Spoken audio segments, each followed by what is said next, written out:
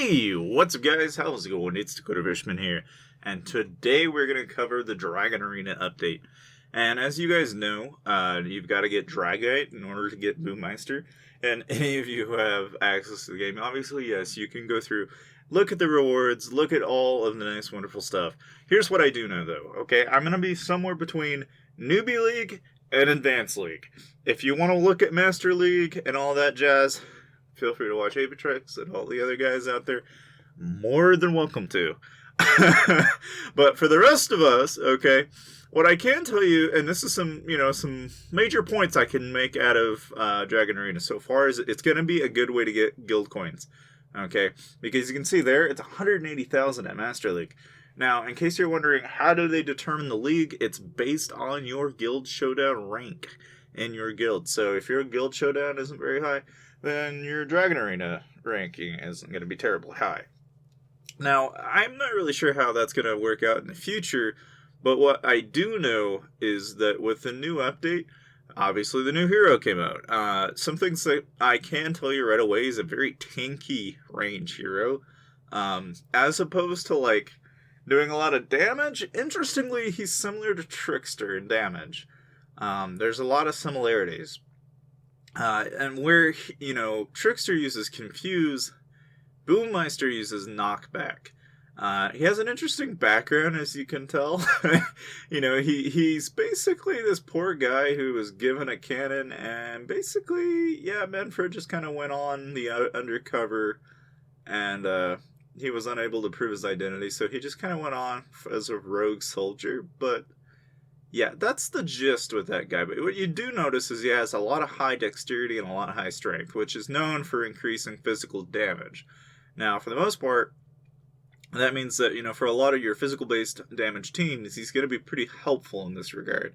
I did compare, and we'll look at the HP, but what I can tell you is his defense is not very high. His physical critical isn't terribly high. His recovery round's okay, but for the most part, for a range hero, he's not going to be heavy DPS by any means. He's more tanky than he is anything else. But he will inflict 5,000 damage, which is pretty similar to Trickster. And of course he knocks everybody back in that cone. So, in a way, you can kind of equate that to, like, Oathkeeper's ability with the sword. But obviously, one part of that is, you do apply physical damage, not pure damage. So it won't be kind of like Tracker, unfortunately, which, is what it is. But obviously there are some benefits to the hero that I will say that without a doubt, you're going to find him useful in monster hunting teams. And I say this because of that HP and the amount of damage that he's able to put out.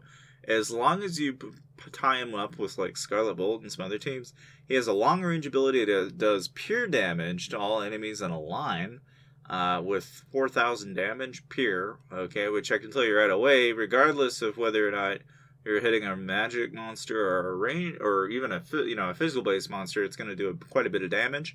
He increases Pierce for 8 seconds, which Pierce is pretty useful, and then Crit up by 100, which is also pretty darn useful. I would say between those two skills, as it is, I can tell you that's a really helpful combination to have in physical-based damage teams, to have an increase in Pierce and Crit, because that just overall increases the amount of damage your entire team's going to be able to produce.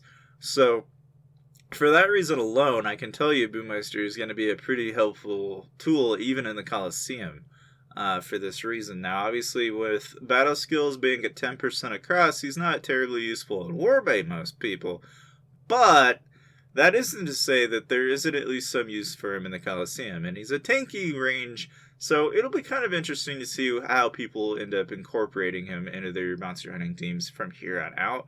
But I can tell you for a fact that there's a handful of teams out there right now that love using Demon Slayer, and I'm almost on the fence with using it when that guy very well could replace it.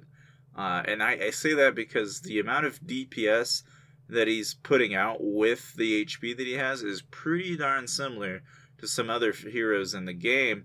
Now, like here, you can see Big Guy's putting in at 32,000 HP, but has 755 defense, right?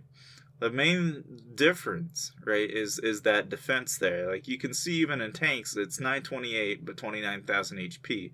It's 15,000 HP in the case of Tracker, but 24,000 in the case of Rose Knight. So I'm putting him in the support category because, from what I can tell, he's not going to stay alive terribly long. He may have a lot of HP, but he doesn't have enough defense to keep himself going, so to speak.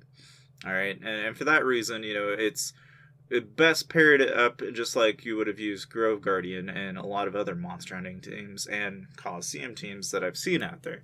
Of course, how you're going to go about pairing them up and do all that, let me know in the comment section below, because I'm really curious to kind of see what you guys think you'll end up using Boommeister for, if and how you acquire him. Obviously, I think it's going to take a couple of arenas for most players to get access to him. And even to think of getting it maxed out is kind of daunting, because you're going to have to get a lot of Dragite to be able to do that. Because again, Dragite isn't going to be exactly easy to acquire, at least from what I can tell. And I say that because Citadels and then the new buildings and everything, they're all going to make things a little bit on... it's going to be frustrating for those of you at the very end of the tier. Like, those of you in Master Gauntlet are probably going to come to regret it now a little bit, because you're going to be paired up with everybody that, that is already completely maxed out. So chances are, for people that are like in BRR, that may not be such a big deal. But for people like in CAE, for example, they're going to get paired up with the same kind of super maxed families and stuff. Now, regardless of who they're allied with, if they end up getting, fought with BTA, for example, then there's not really much they have power over, It's like, it's kind of an interesting dynamic that they're almost forcing on players for that reason. But I guess we'll end up waiting and seeing. Of course, with the Dragon Arena and everything, we do have KVK coming up. It's a 3-way KVK, so hopefully the KVK will be good, and I'll be Gryphon trapping more than likely for it.